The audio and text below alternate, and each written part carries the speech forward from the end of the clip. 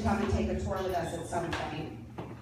So when an animal comes into us, like I said, over 2,400 animals come through the door. 60% of them are owner surrenders. 500 kittens come through every year. Owner surrenders are especially concerning. They've probably been with the same people their whole lives. So bringing them through, we have to have special attention to their needs. Are they frightened? Are they scared? Are they going to be able to assimilate to the shelter while they find a new home? And with the kittens, too, we really need to reach to our community to help us foster these kittens so that we're able to take care of them. So many of them come to us almost reborn and need to be bottle fed. But this is just a representation of a couple of the animals that we see an awful lot of. Every animal that comes through gets a complete medical. Last year we saw a 26% increase in animals coming into the shelter. Almost all of them have medical issues beyond spay, neuter, flea medicine, microchip. I would say a little over 80% of them have more significant medical issues than that.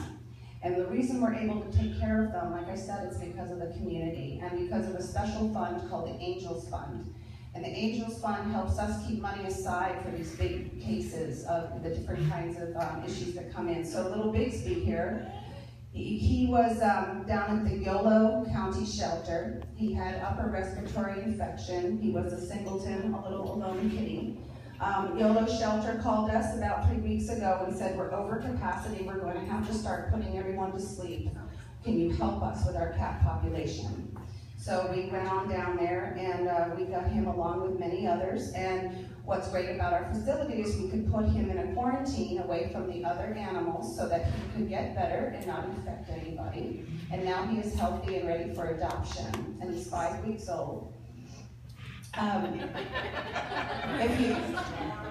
Now I just want to make a plug for Bigsby. So Bigsby has had to be quarantined from the other kittens and the other cats, and he's really been alone a lot at the shelter where, we have great volunteers. Over 500 volunteers help us run the shelter each week. And so he gets enrichment about 4 times a day, 20 minutes a day with a cat cuddler volunteer who spends time with him. But last night was the first night he was outside of the cage in the shelter. He was at my house, and I just want to give him a plug. He is really a sweet guy. He's a lap kitty. Look at how well he's doing in this room. He's just an amazing cat. So through all, we do a lot of medical assessment and make sure they have the medicine that they need and any kind of treatment they need. But we also do behavior assessments. The largest reason we see dogs come back into the shelter is because of behavior issues. So there's 2 things we do. Every animal that comes through gets a behavior assessment and a personalized plan. And our staff and our volunteers work daily with these animals to try to get them to their best manners so that they're adoptable. We also give public classes. We have a huge array of public classes. So if you're having any issues with your puppies or your dogs, come on in. I failed companion 1 with mine, but it doesn't mean it's not worth a try. And because our mission is to make sure that every animal has the protection, compassion, love, and care that they need. We also want to keep them out of the shelter. As nice as a shelter as we have, it's not a great place for animals. They'd rather be at home with you. So making sure we have a very robust behavior training program for the public is one of the ways we live up to our mission. We also have a humane education component. We have wonderful summer camps and winter camps for the kids. This is like our pipeline, kind of like, I'm sure you understand, why we want to bring more people in and more children in to understand what it takes to do this work. So into the future, we continue to have a compassionate community that cares about animal welfare. We also have Forget Me Not Farms on our campus, and they work with children that come from abusive situations, and they match the children with rescued farm animals. And they work the farm and to learn compassion and to break that cycle of abuse. So that's another beautiful program that we run. This is Dazzle. One of our special programs is called Hospice. This is for animals that have life-limiting diseases and illnesses, but still have quality of life. We are a no-kill shelter. We believe that no effort is too great when a life is at stake. Dazzle came in as a stray. Sweetest dog you ever met. She has a range of issues that are life-limiting. She maybe has about a year left, but an incredible attitude. So we were able to clean her up, give her the medical care that she needs, and find a family who will be her foster parents until the day she needs to come back in and meet her. What a sweetie. We took her for a car ride. I mean, she had the time of her life with us till we found her people. You know, we have about 60 animals at any given time in the hospice program. We provide the medical support and all the medicine and help that you need to make sure that this animal has a good quality of life. We were just talking about the Lake fires.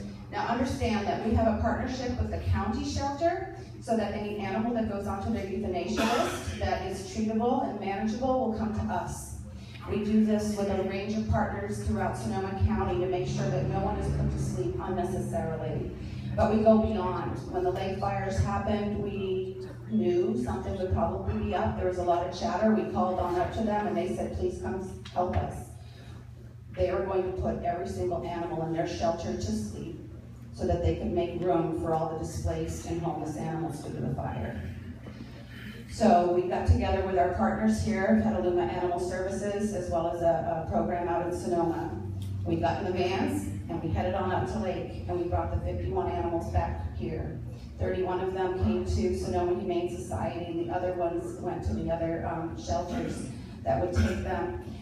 We took anybody that was sick or very young. These are the little puppies that came in. I was lucky enough to get Mama and her kittens to stay with me for a couple of weeks, and you know, that's what we do. We save lives.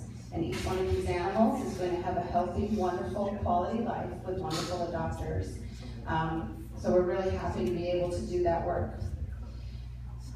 One of the best and saddest, but most important stories I can tell you that really describes who we are and what we do.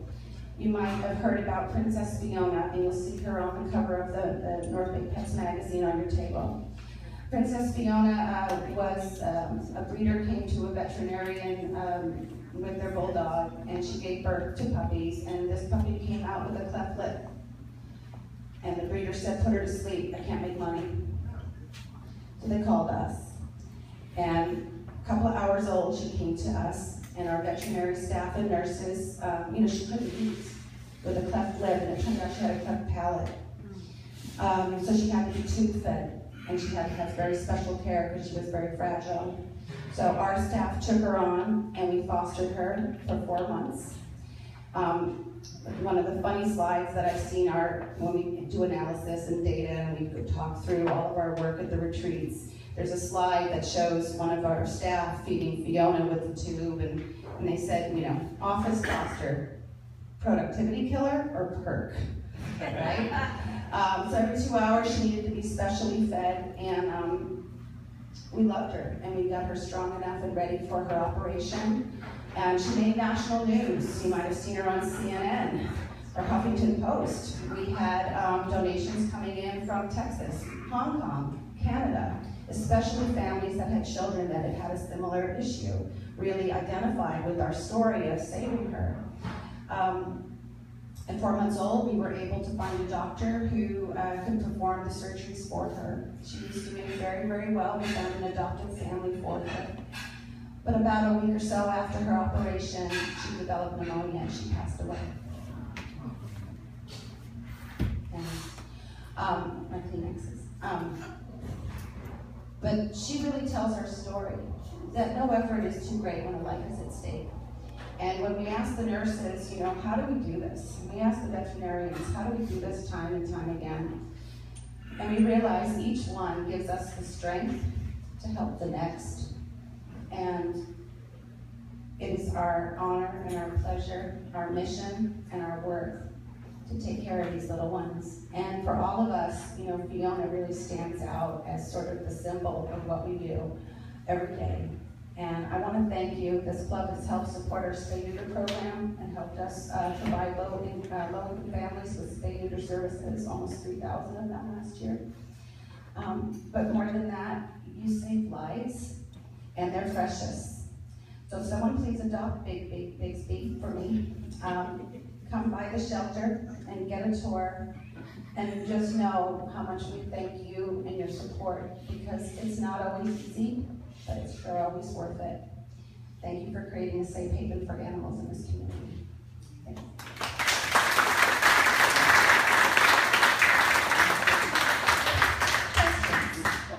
What kind of volunteer opportunities do you have? So I would encourage you to visit our website. We have a large amount of volunteer opportunities. Fosters are one of the biggest needs that we have. We need people who are willing to take an animal in for a week, maybe a night, a week, a couple of weeks while they're sick, recovering from surgery, transitioning from a home back into the shelter. We have a great program going on now where we do foster to adopt, where people can adopt the animal straight from foster so they never have to spend too much time in the shelter. But we also have great opportunities like dog walking or cat cuddling.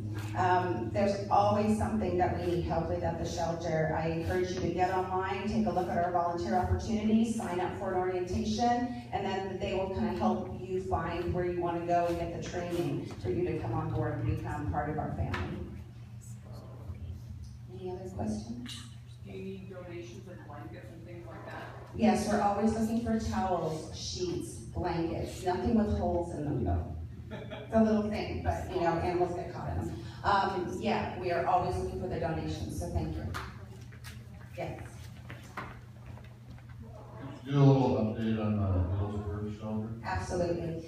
As you may know, as of January of this year of 2015, we were given the Healdsburg Animal Shelter that had started to be built 3 years ago out in Healdsburg. So the building is laid dormant for 3 years. The foundation has been set. It's a beautiful space. It needs further construction. What we've done is put day trailers out there, so we are open Monday through Saturday, 9 to 5. We are able to take in strays, surrenders, and we are working with Petaluma Animal Services as the animal control. So we're there and we're active, and we're looking for more people to come on board and help us support the rest of the construction project for Healdsburg. It's a beautiful center, and it's going to really help our North County animals and community have a resource. I know people up in Cloverdale don't know where to go, but they can come onto our trailers. But someday, I can't wait till we're able to do the ribbon cutting and invite y'all out there. It's going to be a beautiful center for the animals. So yeah, we're on our way. We're working with our project manager and our architect right now to try to get our certificate of occupancy, which we hope we'll have by the winter. Yes. Would you talk a little bit about your puppy classes and what kinds of classes that you have for people who already have an animal? Yes, in fact, I'll leave some in the back of the room. We have a really full schedule of classes. On the weekends, we have our puppy care classes. We invite people to come in and bring their puppies to socialize and learn basic behavior and their manners. Like I said, we have a series of companion classes. We have classes for seniors and classes for people with disabilities to learn to work with their animals. We have a huge amount of public classes and really encourage people to get involved with those. Like I said, I'll leave a schedule out back, I'll leave a stack of schedules. And that reminds me, I'm also leaving on the back table some information about a program called Loving for Life. If you have pets, have you created a plan for what will happen if something happens to you? The Sonoma Humane Society's Loving for Life program creates that program for you. So if anything were to happen to you, your animal would come to Sonoma Humane Society, and we will make sure that they're at home and taken care of. So I'm going to leave some information about that on that. Will you talk about that program for seniors who can get a dog that don't necessarily want one because they're, may die before their animal does? You know, I was going to tell you, we had someone call when they found out that we had adopted an animal out to an 80-year-old, and they said, "How irresponsible are you?" We're like, "Excuse me? What do you mean?" The animal's taken care of. They're signed up for Loving for Life. If anything were ever to happen, they can come back to the shelter. And we've just given a companion to a beautiful person who wanted a pet. You know, it just blew my mind that anyone would worry. So we have programs and classes help to design and support a senior, bringing a new pet into their home. And we also have the safeguard if anything were to ever happen. And I've seen some really heartbreaking cases. We had a woman go into dementia care a few weeks ago, and her cats came to us, and we were able to successfully adopt them out. And it was hard. It's sad when that happens, but we know that we can do something to make a difference. I noticed that you have an agility course there as well. Could you explain how that works? Oh yeah, that's one of our great classes. We have an agility class for your active dogs, your border collies, and your other working dogs. You know, a lot of people don't realize the kind of energy that comes with those kind of breeds. So what a great way to get them pooped out and give them something to do, and what a great way to create that, you know, relationship with your dog. We also have scent classes. We have a variety of different kind of programs you can do to keep your dog active and happy too. Yes. Go ahead. Microphone. What's up, Bob? You're on. I have 2 mics. So, what I was thinking about being disaster resilient too, was thinking about what would happen if there's an earthquake, there's a big fire, and you need to take care of your pets. So Richard Ruge and I and some others have been kind of realizing that the Humane Society can also help with having cages available and that kind of thing, because you're not allowed in a shelter when you have animals yourself, and if you need temporary housing. It's just something to keep in mind. We've got some staging areas for pets and like that. Yeah, absolutely. Every time something happens, we always reach out and make sure that the county knows and the press knows what services we can offer. But especially as part of this community and right up the street here in Sebastopol, just know we are a resource. If there is ever a crisis or disaster or any needs that you have with the animals, please come through our doors. We're here to help you. I just have a little plug more than anything else for this shelter. Aaron and I have been cat people forever. We've had as many as 5 or 6 cats in our house at one time. They all just became older and passed on to where our home was just empty. So we went online. We wanted to get a couple of cats that were from the same litter so they could keep each other company. We went online and found 2 wonderful little orange brothers. We went down to the center and checked on them. As soon as we saw them, we knew they were ours. They were loving, real loving kids. But the facility down there was a wonderful experience for us. The people are just went overboard. They're beyond helpful. They're very kind. You can feel the love in their spirit there. The facility is clean and organized and very comfortable. I recommend highly if you have a vacancy in your home and you want to have some family. They're not just our pets, they're our family. And these boys are called AJ and Cohen, and we forgot we've had older cats for a long time and forgot what new cats can do. So we've had to child-proof our whole house, and we've got new screens, and it's just we can't live without them. So I highly recommend if you have any thought at all, please go and visit them. It's a wonderful thing to do. Thank you. And I just like to testify too that adopting 2 cats is better than adopting 1. Yes. Absolutely. And older cats, you know, we do get 500 kittens a year come to our shelter, and of course that's very, very attractive. And as you've just explained, if you haven't had kittens for a while, it's like having crazy toddlers that can climb your curtains. Yeah, it's insane.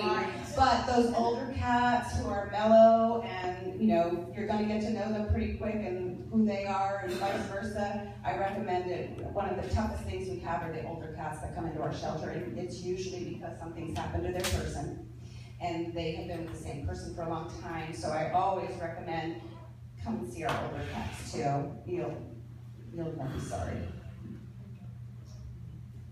Well, do you have many, sorry, do you have many breed clubs that tell you that if a certain breed comes in, they want to be identified? They want to be notified? Well, what we do is as animals come through from the variety of places they come through, if we have a special breed, we usually look to see if there is a rescue specific. Some animals especially, very large breeds or very special breeds, you know, we try to make sure if we don't think we can be the best environment for them, we would reach out then to a rescue. But we are challenged by that. We are. There's often not a lot of space at those rescues too. So, you know, but we try to work in partnership across the communities to make sure that these animals are placed in their best spot to be adopted. Do you have horses? No, we actually do not. We have the farm out back, and we do have some rescued horses there. So we could connect you though. If you are interested in horse rescue, we can help connect you to the right people. If you have, my mother has a very high maintenance dog who has seen it all the time. She's dealing with that whole issue. She's getting older. The dog is very high maintenance for her. You know, she's considered letting go of the dog. She doesn't want to do that unless she finds a good home for it. Do you have resources for folks that have a pet who they really love and don't want to just like, you know, put into an unknown situation, but want to find a good home for it? Do you have resources for that? Yeah, you can give us a call, but also online we have rehoming packets, and we have a whole series of tools that someone can use to try to have their animal adopted out from their home to somebody, but we can support you in that effort. And you know, we do take surrenders. Right now we're by appointment because of our capacity, but given time you can sit and counsel and see what the best placement options are for the pet too, and be able to talk to a professional about the medical needs. We often adopt animals out with a special medical package, and we support their medical for their lifetimes if they're hard to adopt because of medical issues. So we do have a variety of supports, and especially do encourage people, instead of surrendering their animals, to try to adopt them from their homes with our support. So we do provide that. I'm sorry. Oh, no, it's okay. I was just curious to know why you're in this line of work and what your story is. Oh, I started working in nonprofit a little over 20 years ago. I was living in Los Angeles and met a family that had started a small nonprofit for children in East LA, doing arts programming, and I just really fell in love with doing that work for the community, and have since, you know, continued on, done every aspect of it, from program direction to executive director to development. I was lucky enough to move here with United Way of the Wine Country, offered me their vice presidency there. And when I saw this job come up, though, I have been a lifelong animal lover. I have 7. I'm over the legal limit, so don't tell anybody. You know, it just, for me, it was a real match of something I really care deeply about, and getting to do the work that I do. So it's been great.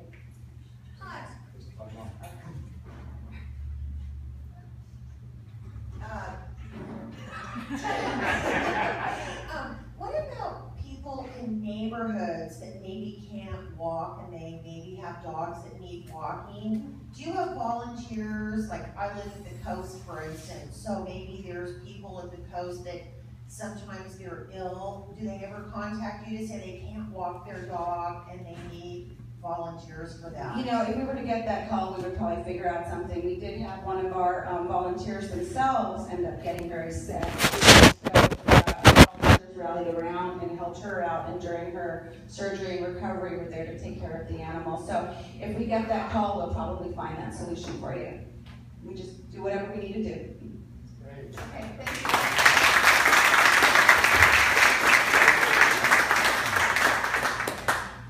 Thank you very much. And if you have a few minutes afterwards, if there's more questions, I'd like to have you available. And this is our gift for being a speaker. Thank you very much. And hey, we have something called a door prize. So we need you to draw a ticket for us in the last 4 numbers.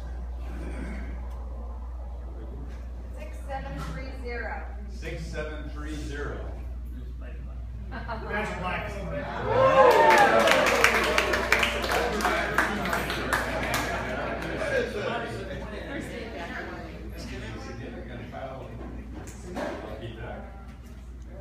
He is a professional.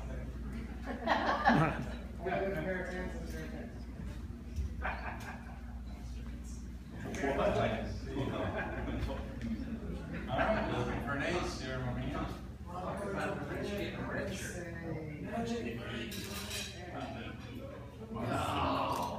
Quattro. But lucky you, you are now equipped with a selfie stick.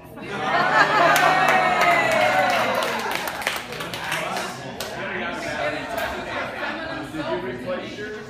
We expect pictures.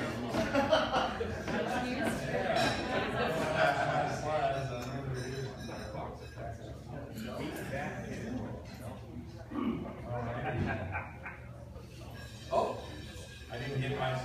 you, but stick around. So, thank you. And that was Nancy Wilson, the one that wonderful World Prize.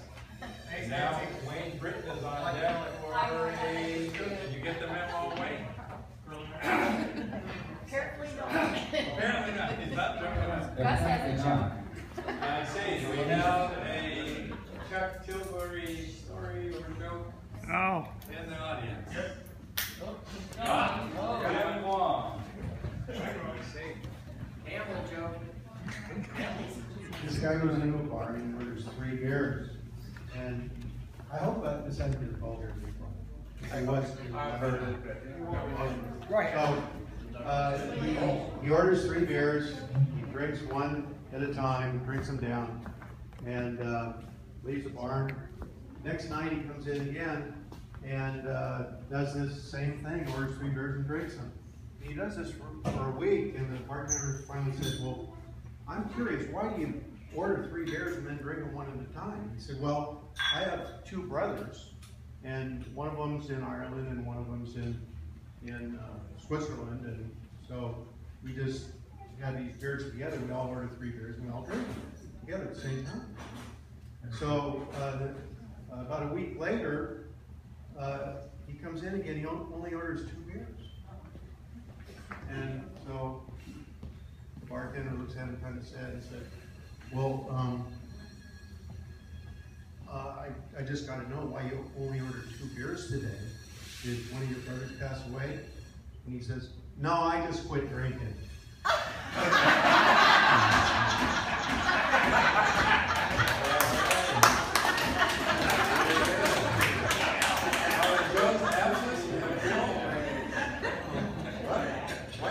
I just thought of one.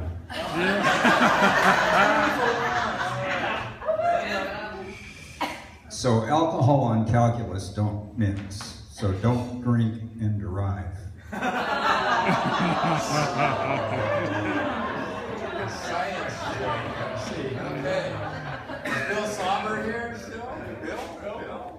No? Get started. All right, Rod, you're our go-to guy for Happy Trails. Joe, put out the back there. Happy Trails